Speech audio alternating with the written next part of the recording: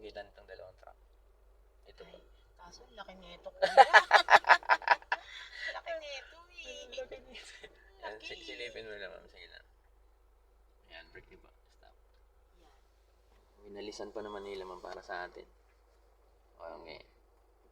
Pero sa tansya mo ma'am, kasya. Kasyo po yan. Sige. Ayan.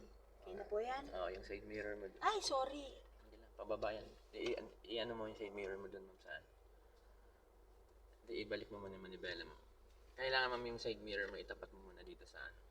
Pinakagilid ng bumper nitong truck number 2. Kaya may number 2 nakasulat. Sa bumper. Sa bumper niya bago ko kayo. Pero kasi di ba napapanood ko may guhit. Dun may tatapat. Oo ma'am, sa pangalawang guhit yun ma'am. Kasi kung guhit siya ma'am, yun yung unang guhit. Ito yung pangalawa. Ito din yung pangalawa. Pangalawa to. Okay. Ngayon, unang guhit din truck. Okay. Sige, full try. Yan, tingin pa kayo sa left. Basta ang makita mo dito ma'am sa side mirror, yung truck sa likod.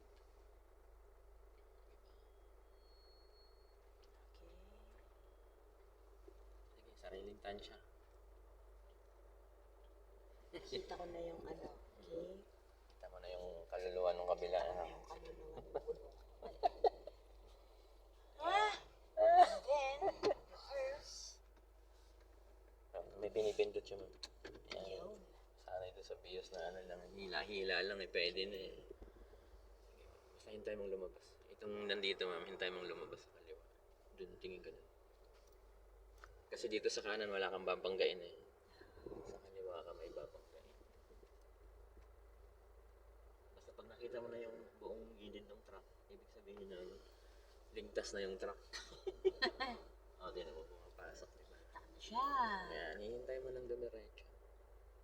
Pag dumiretso na yung katawan. Ayan, braking. Yan. Ayan, balik dalawa. Oh. Kayang-kaya pala eh.